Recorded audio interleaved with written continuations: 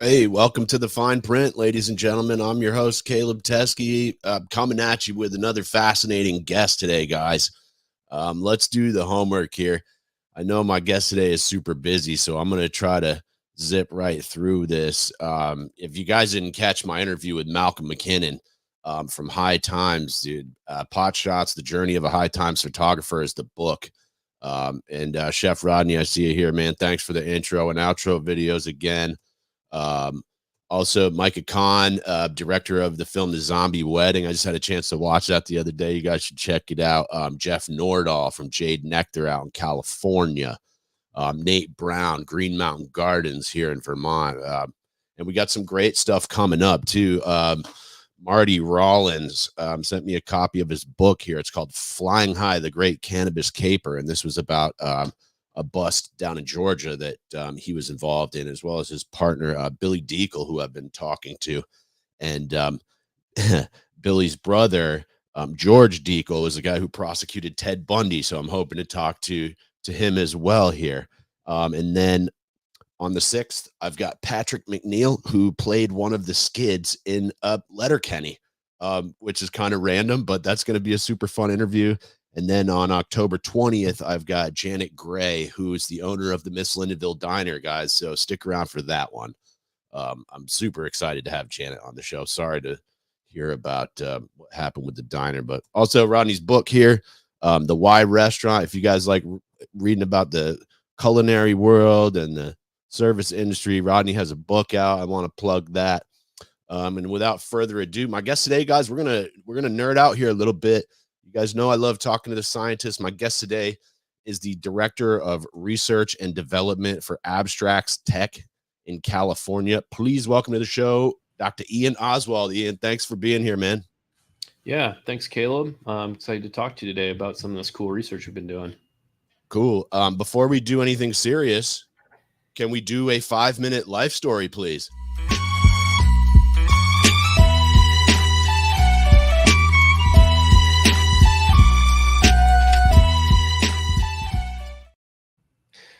Cool. Yeah. So my journey started, I'd say, when I was born in Canada, then moved to Texas when I was about 7 years old. My dad worked for Dow Chemical, so he got transferred down to the Gulf Coast. Grew up around Houston, Texas. Then went to school in Dallas at the University of North Texas. That's where I really fell in love with chemistry, doing undergraduate research on various kind of topics, light emitting diodes, metal organic frameworks for gas storage and catalysis, a whole range of sort of topics. I then went and got my PhD at the University of Texas at Dallas, which is about an hour away from UNT, where I was working on solid state materials. So these are things with exotic electronic properties, superconductors, that sort of thing. And then eventually I worked my way a bit west to Colorado State University, so CSU, right there in Fort Collins in the foothills, where I was doing a bit more solid state chemistry, working on these hybrid organic, inorganic perovskite materials, which are basically the next generation type of photovoltaic solar cell material. They're actually becoming commercialized now. And so after that, I got a call when I was looking for jobs from a buddy that was in grad school at the time, TJ Martin, who is my boss here at Abstrax Tech now. He's the VP of R&D. He called me up and he said, "Hey, look, I'm working at this startup in California, and we need somebody with like a strong scientific background who can write papers, patents, really kind of work independently." And it's in the cannabis space. And so, I always had an interest in cannabis and kind of how it affects the mind and the body and, the therapeutic benefit there. And so I thought it was a really interesting opportunity. And so I told TJ, okay, yeah, this sounds fun. Kind of getting in on the ground floor, exploring a chemical space that hasn't been explored much before due to prohibition and, the legality of studying cannabis within the academic institutions across the US and the whole world. And so I moved out in 2019. I came out to California. So we're located in Orange County. I'm here in Tustin. We have a facility in Irvine, Long Beach, where we actually do cannabis extraction, where a lot of our instrumentation was originally housed for analyzing lots and lots of cannabis over the years. And yeah, so I came in with this really powerful chemical instrumentation for analyzing it, primarily the aroma aspect. And ever since then, we've made a lot of pretty cool discoveries, I think, that, a lot of people are interested in, definitely myself, and kind of understanding how the aroma of cannabis is produced from a chemical level. And so we've published this across the years now.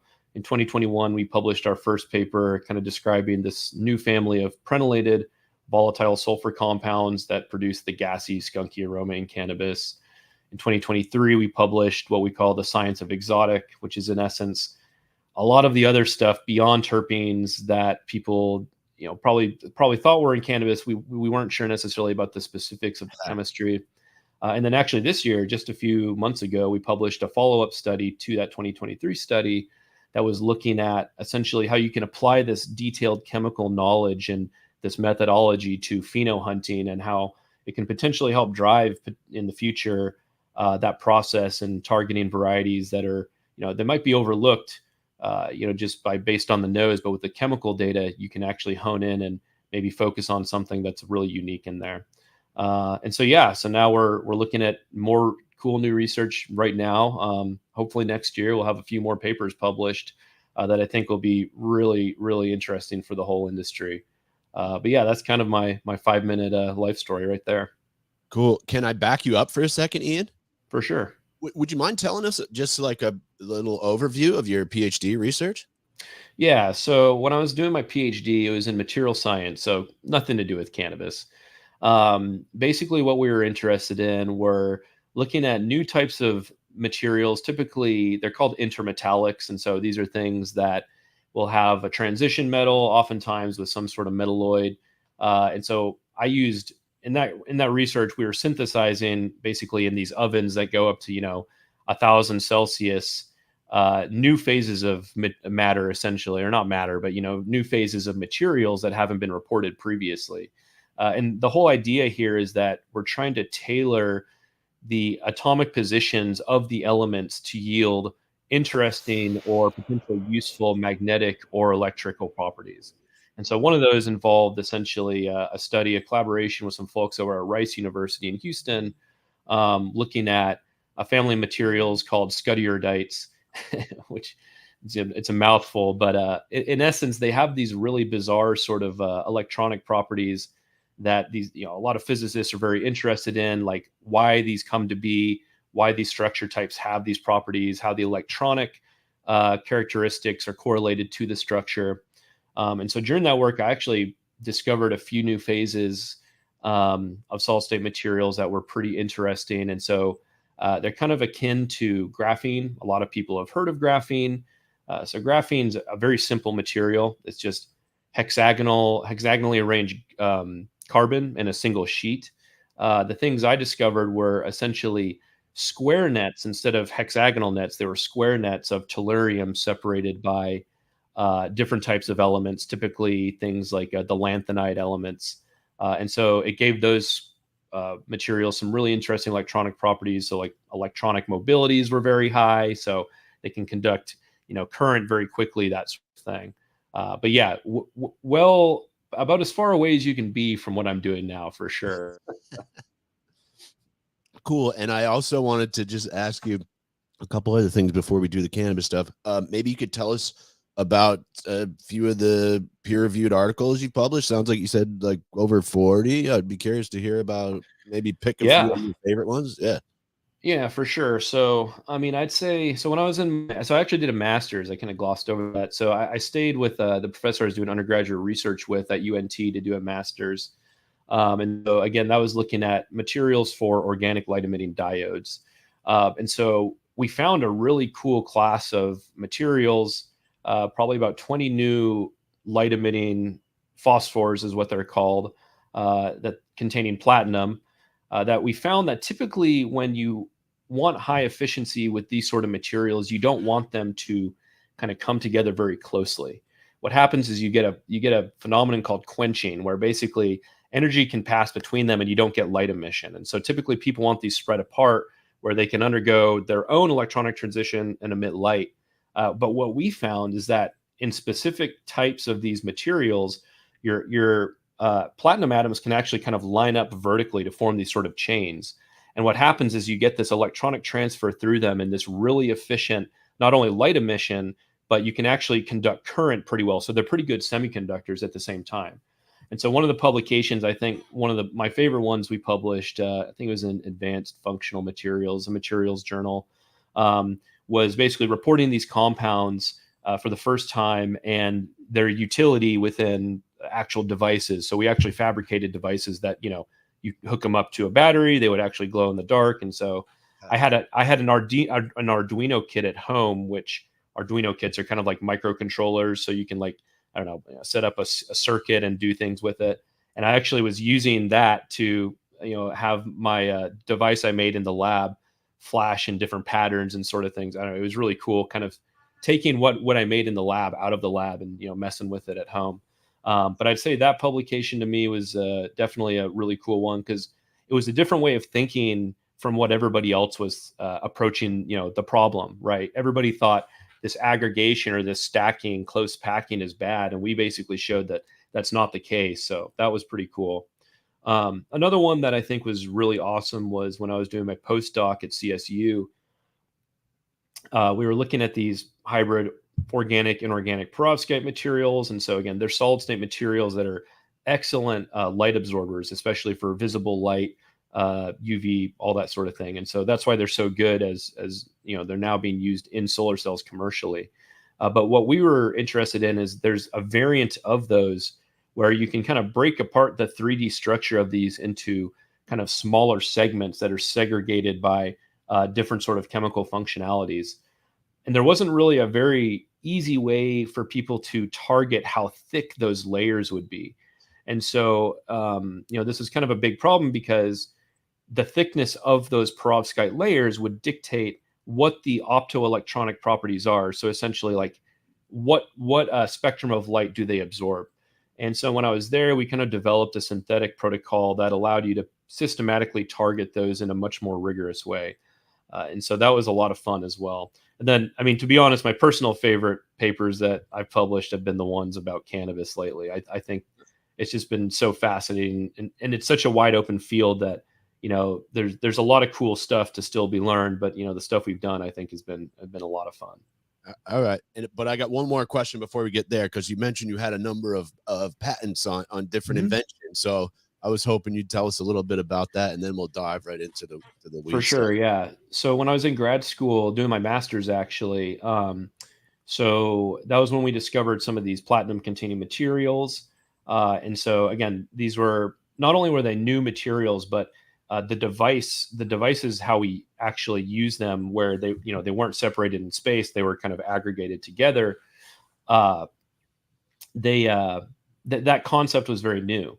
And so, talking to my advisor before I left, he's like, all right, let's wrap this up into a patent because, one of these companies might be interested in licensing it and that sort of thing. So, spent the better half of, my last semester in grad school working on that. Some other patents. So at Abstrax, we have a few. We have some related to nutrients. We have some related to flavor chemistry, a whole lot of things that are going to be coming out hopefully soon related to kind of beyond utility within cannabis itself. So kind of like in the food and bev world. So I'm really excited about that. Those are in the process. So so I mean, I'd say those are the kind of the key ones that I've been working on. Excellent. And I do, before I forget, I got to thank Dr. Mark Chaldone for connecting us here. Mark, if you're watching, man, thank you so much. This is really fascinating stuff. And I'm supposed to slap this up throughout. I'm here with Iain Oswald, guys, from Abstrax Tech. So yeah, now we're going to do the weed stuff. Thank you for sharing all that stuff too. Really, really cool stuff. Some of that reminds me of the photonics class I took at WPI. Awesome. Glad I could bring it back for you. Yeah, it was super fun. It was kind of over my head, but I did have a great time. Yeah. So tell us, I mean, you mentioned about how you ended up with Abstrax earlier. Maybe you could give us a little overview of the company, the scale of it, how many employees you got, and exactly what you guys are working on. Yeah. So, I mean, we've grown so rapidly over the last, year, 2 years now. I think we're probably at about 120 employees now. Wow. When I started, I think it was close to maybe 40 or 50. So, a lot of that growth has come very recently. So we have, location wise, we I guess we have four we have four locations now. It was three, but we just got a new one. So we have a facility that I'm in right now. This is in Tustin, California, so Orange County. This is where basically our R&D is located right now. So a lot of our instrumentation that we use, a lot of the flavor chemistry that we develop is all here. And then we have an extraction facility in Long Beach. And so that's where a lot of our instrumentation was originally housed. We've since moved out just to make more space. And so that's doing, standard butane extraction for cannabis, for the last, I guess, since about 2019, getting it fully operational. And that's, that was always fun. I think anybody who's in the extraction world of cannabis will say that there's a lot of stories related to, operationally how things go, for better or worse. But I learned it. I learned a ton there. I mean, I'm really glad that the instrument was located in the extraction facility because, I was able to ask the extractors about, methodology, how things work there. Cause, I had never done any sort of cannabis extraction prior to that. And there it was kind of, in the middle of it all. We have some other instrumentation there. So we have like our own in-house HPLC, so we can quantify cannabinoids, other compounds that are non-volatile that we might be interested in. We have a viscometer. A lot of these extracts end up going into like vape pens, that sort of thing. And we found that viscosity is like one of the key parameters that if you can tune that to be kind of, correct with the hardware you have, then that'll kind of fix a lot of the other issues along the way is what we found. And so that's in Long Beach. And then we have a manufacturing facility in Corona, which is in the Inland Empire, just kind of like an hour from Tustin. And this does a lot of the manufacturing for our flavor side. And so, these flavors are both for the cannabis industry and beyond. So we actually do a lot of hops analysis now. So, for beer. And I feel like hops and cannabis are like really close to each other. I'm not I'm not a plant guy, but man, yeah. Oh yeah. I mean, they're part of the same family, on the phylogenetic tree. And so, yeah, their chemistry is remarkably similar, but there's definitely key differences. And that's why, a lot of people say, oh yeah, this hop smells like cannabis or this cannabis smells like hops. And I feel like it's like, yeah, there's definitely similarities, but they're still distinct unto themselves, and actually, just to mention, a lot of people do discuss these two plants kind of at the same time when they talk about, just kind of the botanical plants in general, especially when you're talking about cannabis. Often people refer to hops and vice versa. And nobody's really kind of unified that in a way like, well, what is similar chemically? We know like some of the dominant terpenes are and stuff. So I'm actually working on a paper right now that's going to do kind of a really deep analysis of cannabis and then comparing that, statistically and chemically to hops. And so, cool. what you just mentioned is exactly why I think that's an important publication, is because there are a lot of similarities for sure, but there's a lot of dissimilarities as well that, kind of make them kind of their own sort of thing. And so, we do like emulsion chemistry over in Corona, flavor chemistry over there, mainly just manufacturing. And then we just got a new building in Irvine, so maybe like 10 minutes from where we are here, that we're going to be building out our own, an entirely new kind of a chemistry lab for us. So we get to tailor make it to our own needs versus kind of, move into a building and then fit it as we. Cool. So the first place you guys moved into, and this one's going to be a custom build out. Yeah. So there's basically an empty warehouse in the back that's, just a wide open floor. And so we're working with, the architect, designing it as efficiently as possible. Yeah. Sick. Yeah. That helps, man. As someone who's been a bartender, it's like, man, I wish I could have consulted the people who built the bar. It's not set up to make our jobs easier. For sure. And I'm really glad that, the folks are getting our input on what makes sense, because, if you're not a chemist, it's just like bartending, if you're not doing it, you don't necessarily like, it might make sense on a blueprint, like, oh, this layout, but if you're not in the lab doing the work, then it's not going to necessarily, flow as well as one would think, for sure. Cool. Okay, so I got a couple of follow-up questions here. Would you tell us the difference between a volatile and a non-volatile compound? Yeah, I mean, these are pretty broad terms, but in essence, I would consider something that's a volatile as something that, in essence, you could smell, right? If just at room temperature, everything's more or less volatile at some temperature, right? But that might be like in THC's case, right? That's well over 100 Celsius, right? Whereas myrcene or these VSCs, these volatile sulfur compounds, they're very volatile. You can smell them as soon as you open the bottle. Non-volatiles, the way I would basically describe them is something that doesn't really have a very high vapor pressure at room temperature, and so that would be things like THC, all the cannabinoids, more or less. And then you do have things like the flavonoids that people talk about, so things like quercetin, camphorol, the canflavins that people are really interested in, and those are non-volatile as well, but they're less labile in the sense of they don't really go into the gas phase so much as they decompose when they're heated. And so something like the canflavins, if you just take the canflavins and heat them up really hot, in an inert atmosphere, they'll just decompose instead of evaporate. And so even within the non-volatiles, there's kind of like different categorizations of whether they decompose or whether they thermally evaporate essentially. Cool. And please feel free to break this stuff down as much as you like, because I'm not a chemistry guy. I have a physics degree, but I'm just smart enough to fake my way through some of these conversations without sounding like an idiot. However, I do find this stuff fascinating. And, with the amount of emphasis that has been placed on the terpene stuff, that's, I think, why we connected here and what really fascinated me about your work. And I'd love for you to just kick off that conversation, and I'll chime in with some follow-ups I can. Yeah, for sure.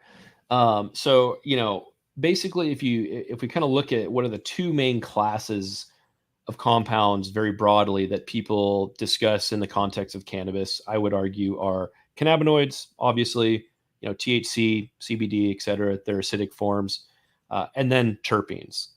And a lot of emphasis has been put on terpenes in the context of cannabis, primarily because they're the highest concentration volatile species that, help contribute to that smell of cannabis.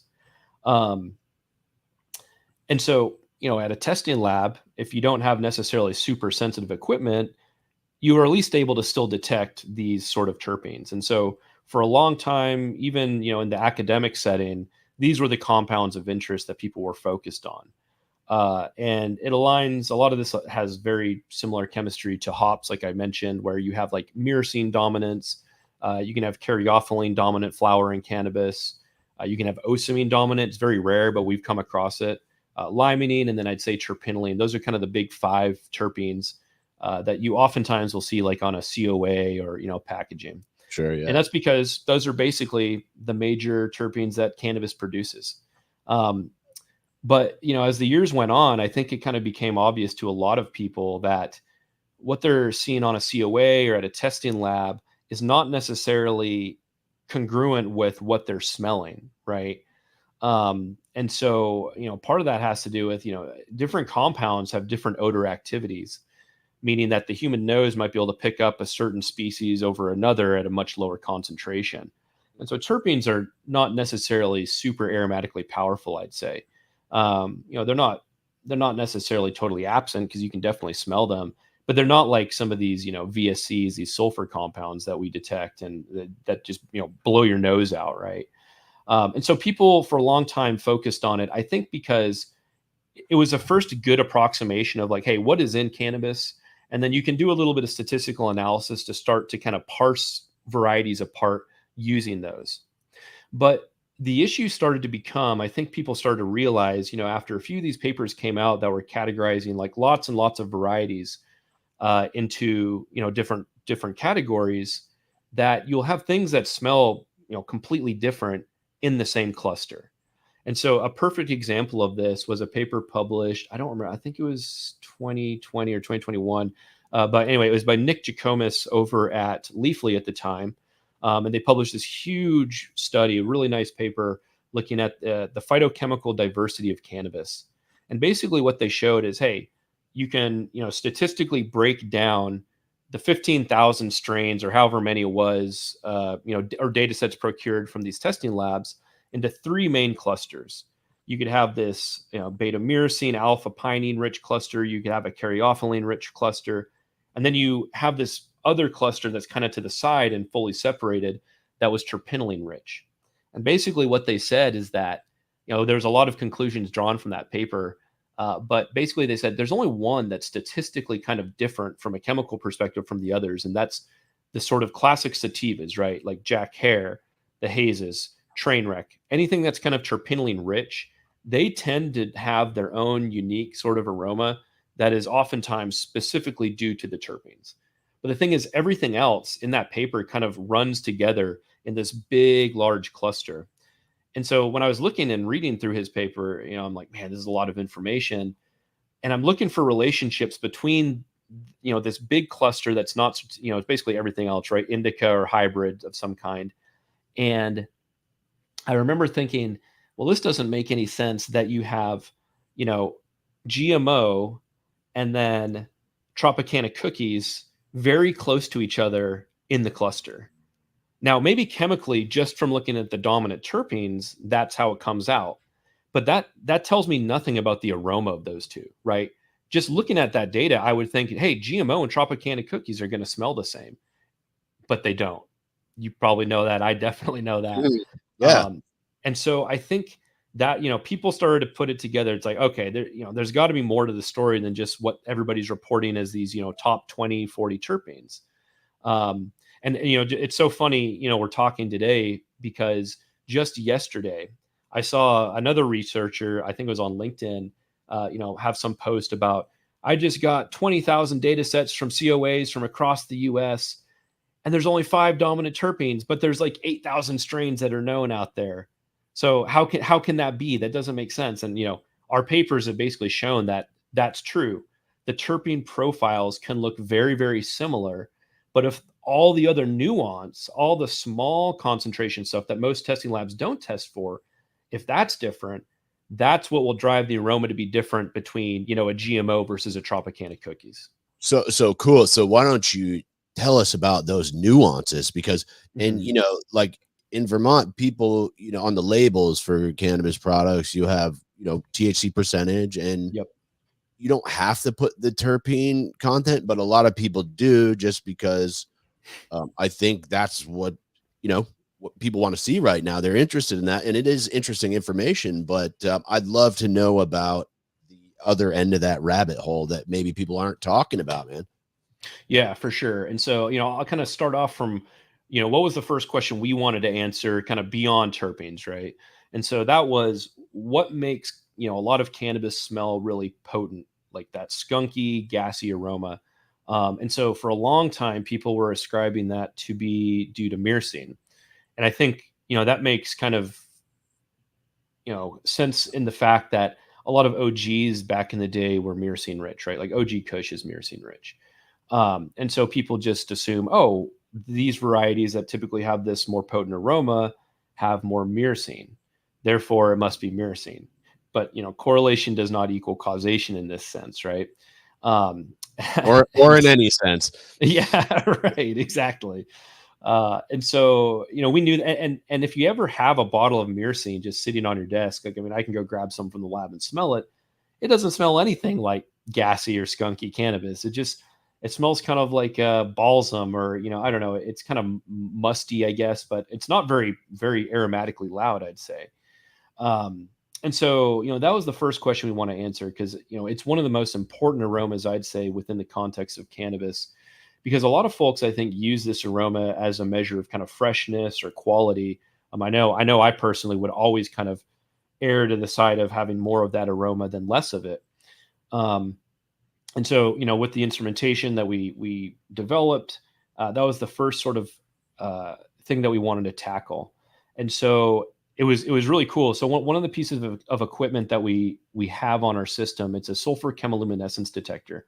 And so we hypothesized that, you want to tell people what that is real quick for sure. Yeah. So a sulfur chemiluminescence detector is essentially a detector hooked up to a gas chromatograph that only gives you data or only gives you peaks when a certain compound is detected that has sulfur.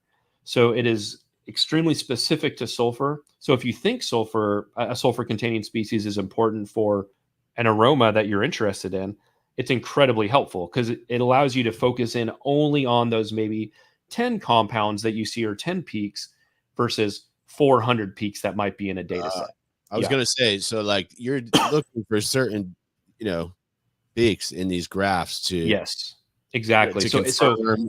it's like a cheat sheet, right? It tells us if, if you suspect sulfur is important, look at these compounds. And so literally within, I think it was about 3 months, we had worked out that at least one of these compounds with sulfur was correlated very strongly to that aromatic character that we were also tracking. And so what we eventually did is do it in a more controlled fashion where we got, I think it was about 13 strains procured. We had a sensory panel. So basically folks would just do the sniff test and they would just rank them from 0 to 10, which one's the most gassy or the most pungent to your nose, right? And so we collected all the sensory data. We collected in tandem the chemical data, and what we found is that there were a subset of these sulfur containing peaks that were very strongly correlated with that aroma. And Hmm. so one of the major ones, the major two I'd say are prenylthiol and then prenyl thioacetate. And Those so sound they're like fairly those sound like intravenous drugs or something. well, you wouldn't want to shoot these, that's for sure. But they're small molecules, and so that that explains why that skunky smell diffuses so easily. They're very small. They have fairly high vapor pressures, meaning that they kind of want to want to fly away. And so what we did is, after we honed in on this compound, looking at the chemical data and then the human data, and we narrowed it down to, I think there was about 6 of them that all contained the prenyl group. So they're all structurally very similar, which kind of makes sense. They all kind of produce the same aroma. Um, we had some of them chemically synthesized so we can confirm on our GC as well as do sensory on, because at least 1 or 2 of these I don't think have been reported in nature before. So we were the first to do sensory on these actually, which was pretty So cool. how do you chemically synthesize something like that? So these ones we had a external lab do that just because we didn't have a synthesis lab set up at the time. But basically, I mean, it was pretty standard synthetic procedures that they used to do it. From what I remember, they were able to do it within a few weeks. So it's nothing too complicated really compared to other organic chemistry that exists out there that Mark would be able to tell you all about. Yeah. Um, But so we had these synthesized and ran on the GC. We confirmed each and every one of them with these analytical standards that we had made, and then and then we basically reformulated the aroma profile of like the terpenes and the non-terpenes, and then we did it with and without these VSCs added. And what was immediately obvious is as soon as you add these VSCs, it instantly adds that like quintessential sort of skunk gas note that everybody, I think really enjoys, if they consume cannabis.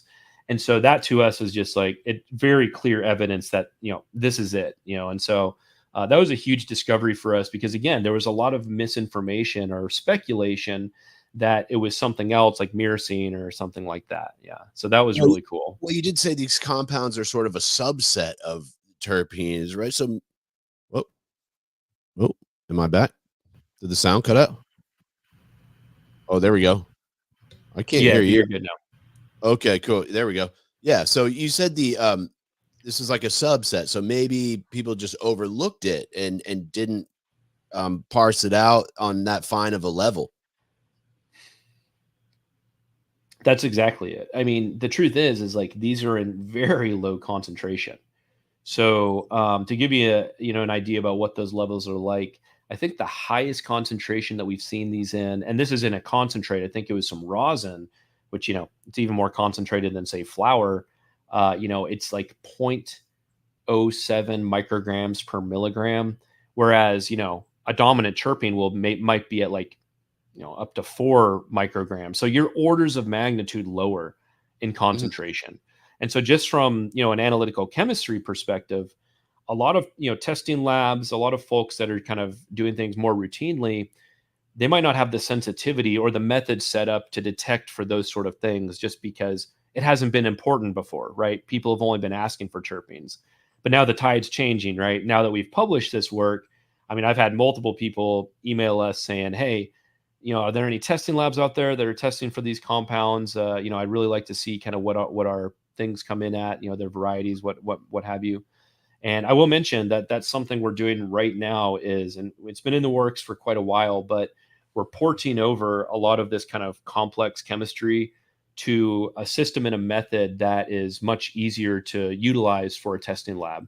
And so I'm hoping sometime next year we can actually have that, kind of trialing out in some various testing labs across the US to start reporting these sort of important chemical values. Because I know for a fact, like the cultivators and the producers are the ones who can see the value, because we've had at least 10 or 15, come in and basically say, "Hey, I want to see these numbers for my product, see how it stacks up against other people."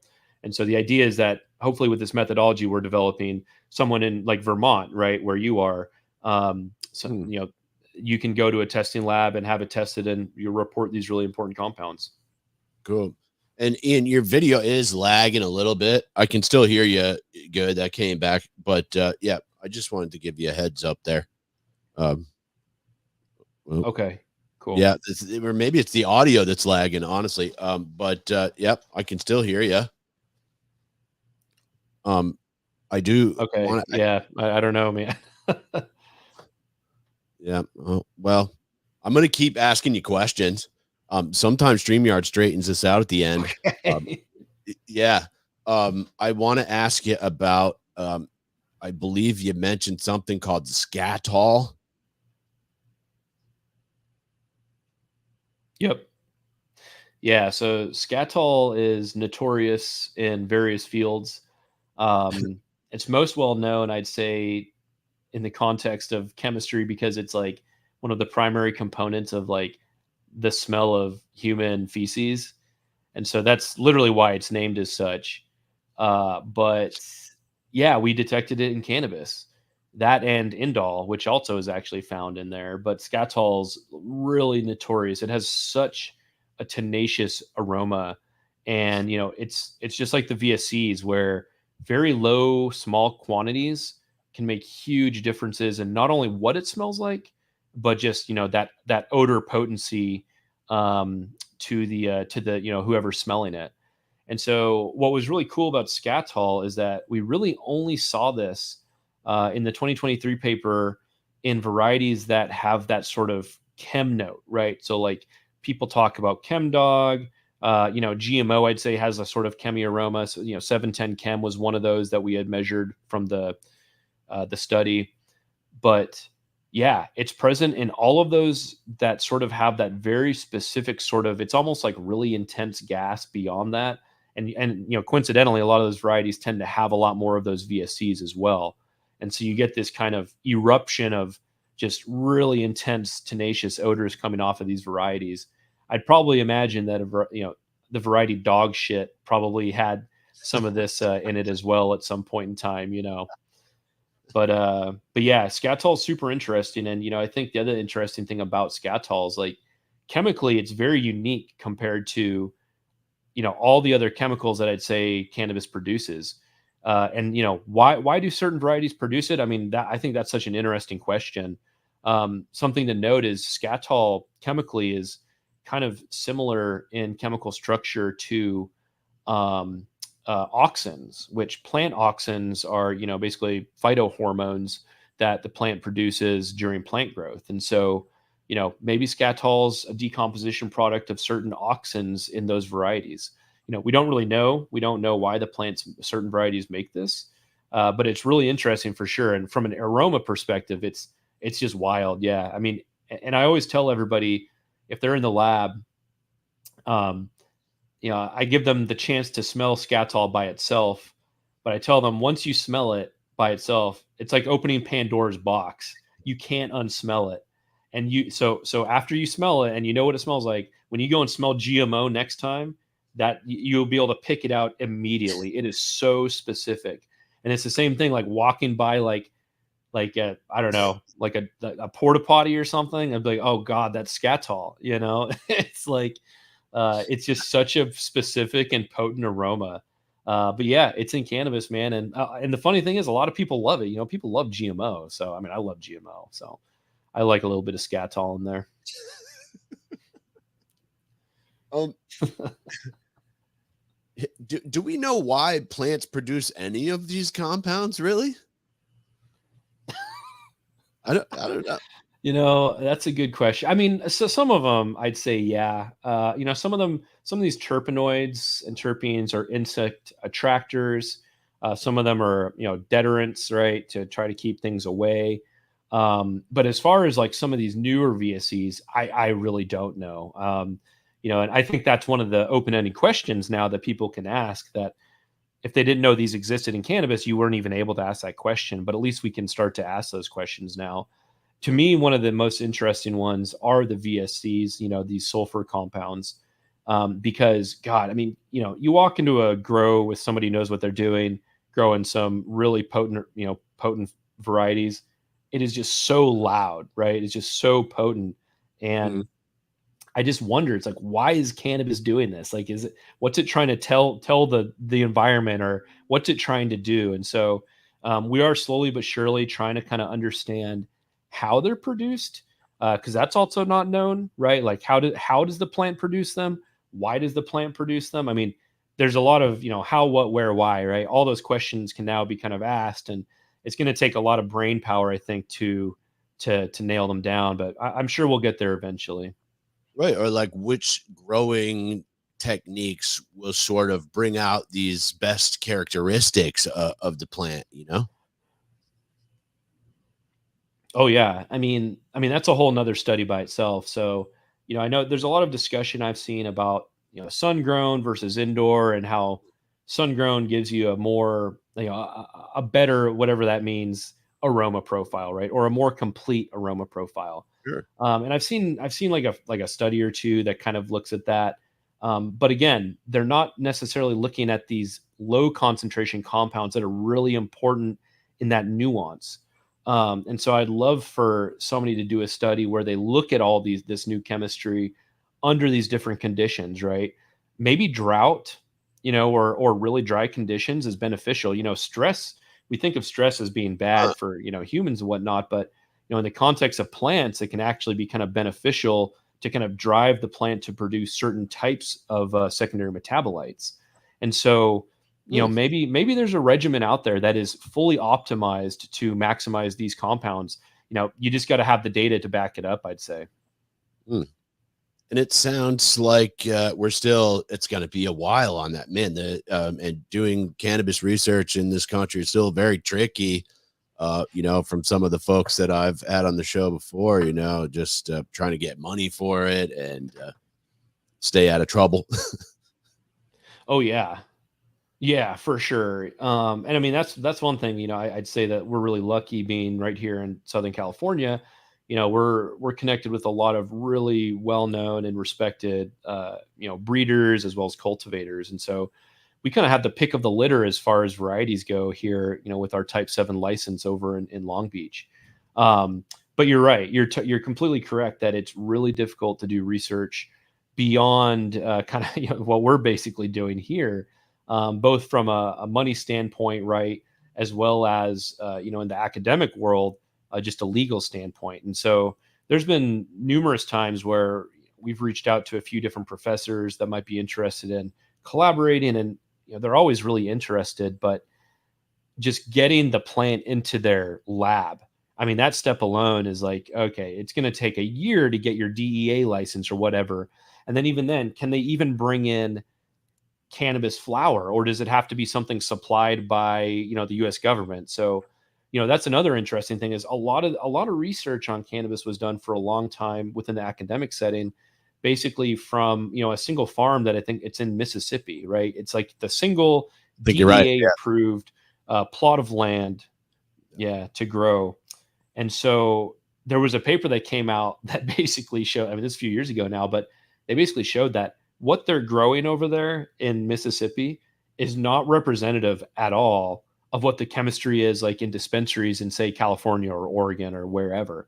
So it's like, well, how much of this academic research is even translatable to people, that are consuming it, for recreation or medicinal needs, right?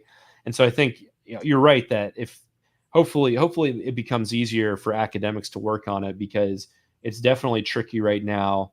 And the thing is, these universities are the ones that have the really awesome tools that are necessary to Yeah, they do the do. next steps, right? It's the next steps. Figuring out biosynthesis pathways is not trivial, right? You need geneticists, you need bioinformatics, you need microbiologists, right? There's so much that goes into these kind of, the more difficult questions. And so you're going to need the help of universities, because no single entity, I'd say, in the cannabis industry has all of that expertise in house. Maybe we Hmm. will one day. That would be freaking awesome. Huh. Huh. I'm here with Iain Oswald, guys. Sorry if the audio's lagging a little bit, but I'm not turning this off. And I do have to start uploading my shit to Spotify. Maybe this is a good time to do that. Iain, thanks for being here again, man. I want to ask you too. You mentioned something about two-dimensional gas chromatography, and I've talked to a lot of people about regular chromatography. Maybe you could tell us the difference between those two methods. I'm guessing it's one dimension, but maybe you could explain what goes into that. Yeah, for sure. So basically, every testing lab across the US for cannabis uses, what we would call one-dimensional gas chromatography, or just traditional gas chromatography, GC. And that's often coupled to a detector such as a mass spectrometer, so you can get chemical identification, or a FID, a flame ionization detector, to get quantification. But cannabis is a very complex matrix, in the sense that there's a lot going on there, right? We all know this. And that's where a lot of that nuance comes from, is kind of what people might call noise. It's actually chemical information that's helpful. And so when we developed this technology, basically there was another technique out there called two-dimensional gas chromatography, like you mentioned. And in essence, what this allows us to do is separate based on two kind of criteria. So typically, 99% of people in testing labs, and even just typical, maybe university settings, would be doing analysis using 1D-GC with a nonpolar column. And so this nonpolar column will separate your species based essentially on boiling point, or kind of molecular size, in essence. And so you'll typically get your smallest compounds coming off the instrument first that you can detect, then your slightly larger, and your bigger compounds at the end. In 2D GC, what we do is we not only have a nonpolar column that separates based on size, but we also have a polar column that can then deconvolute the data further, by separating them based on polarity. And so what that does is basically it gives us more resolving power between different peaks in the data. And so instead of getting kind of like these peaks and valleys in a typical 1D GC, we get these things that look like heat maps, essentially, kind of like a topographical map. And each peak in that data would represent, a single compound. And what you'll find is that there's a lot of chemical information behind kind of the major peaks that one would see on 1D GC in that second dimension, that are, more polar. And oftentimes the chemistry that's more interesting is actually the stuff that's more polar, things that contain oxygen or sulfur or nitrogen in the case of scatol. And so, yeah, the 2D GC has been huge for us, because it kind of helps deconvolute the data in a much more rigorous way than traditional 1D GC. The downside to that is that it is much more complex, and it's a lot more finicky as far as its operation goes. But at the same time, again, we've laid kind of the groundwork for, hey, we've discovered all this new stuff. Let's see if we can port this over to a 1D system and determine, can we see at least, maybe 80 to 90% of that on a 1D system. And so that's kind of, again, one of our major initiatives next year is to try to get this out of our lab into other people's labs at a cost-effective sort of manner. Awesome. Here, I'm gonna slap this up again. Iain Oswald, Abstrax Tech, and I do, just one more time here. The website is abstraxtech.com with an X, guys. And they've got links to their science stuff up there and some FAQs and shopping. So yeah, check that out. Iain, hey, you're gonna stay over there for another minute.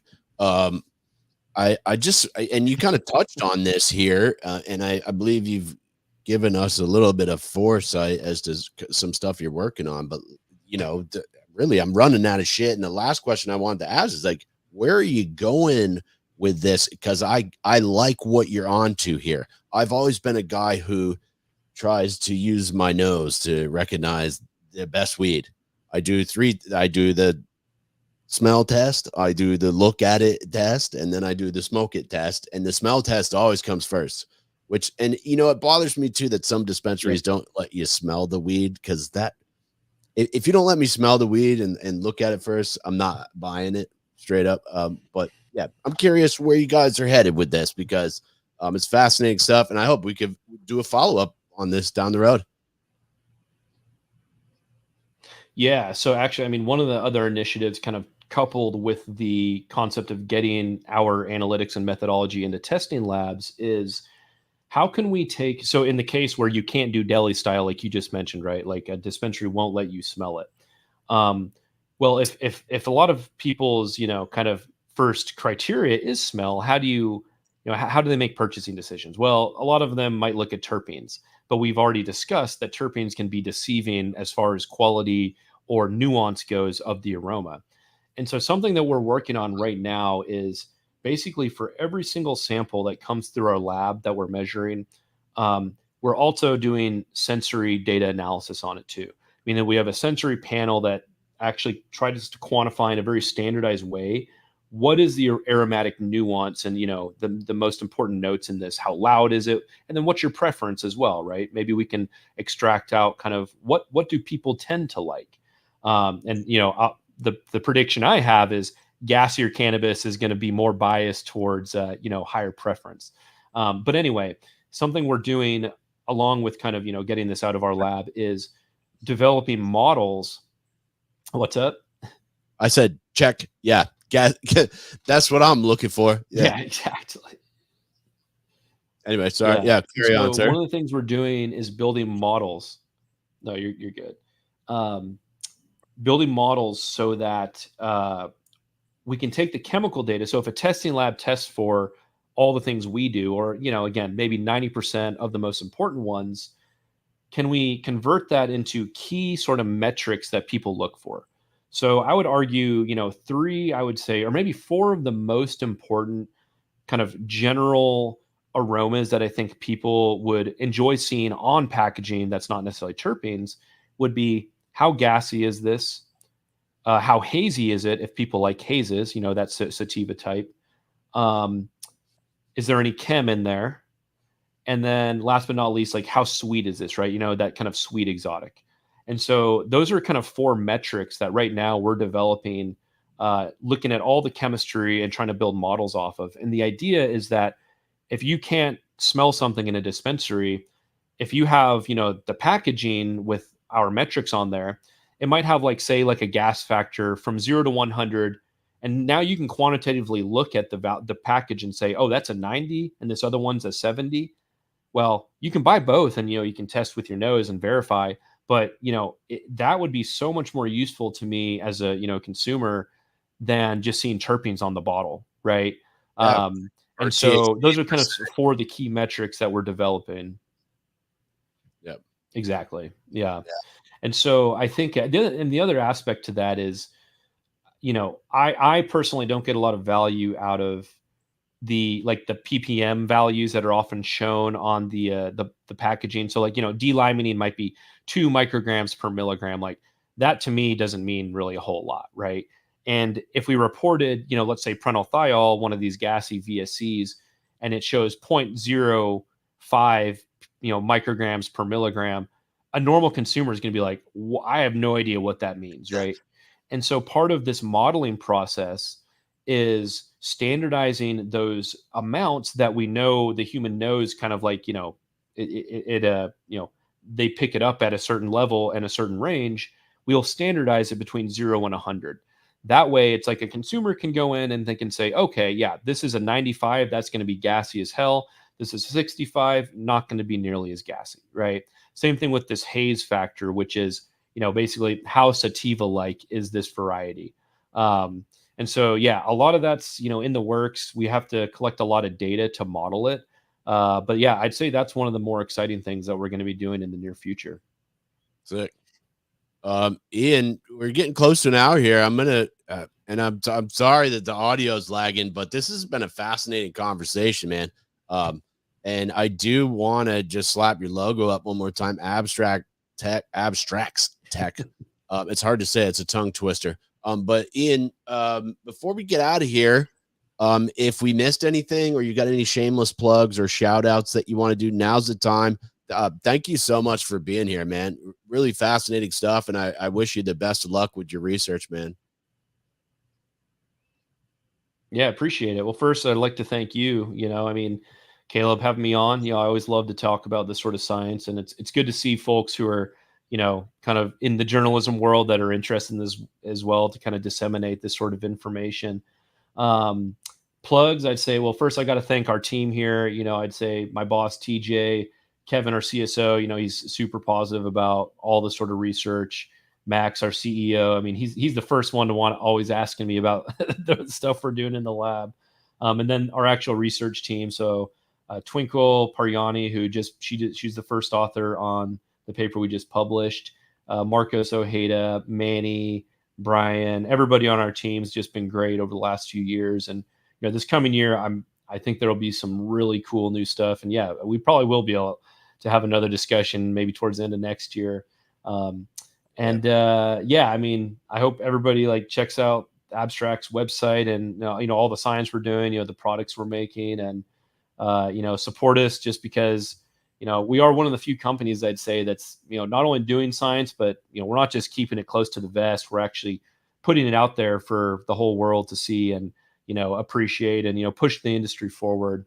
So big thanks to Abstrax in general, the whole team. And then I got to give a shout out to Mark. Mark's one who mentioned me to you, so thanks, Mark. And I gotta catch up with him sometime soon. And I'll mention, I guess, next year, for anybody who might go to conferences, we will be at MJ BizCon, so that'll be this in December. I will be at MJ Unpacked, which is in St. Louis, in November. I'll be giving a talk on a lot of these topics. So if you want to hear a bit more, feel free to come to visit that if you can. And then next year in the spring, we'll be in San Diego at the American Chemical Society. We have a few talks there as well. So we always throw a big, kind of social mixer at these ACS events. So if you come, you can get a bunch of drinks and maybe some other stuff while we're at it. But yeah, so cool. I'm gonna do this one more time. It's Iain Oswald from Abstrax. Iain, thank you one more time. I'm going to sign it off here. Stick around for a minute, if you would, please. I'm your host, Caleb Teskey. And remember, the devil's in the details, and the details are in the fine print.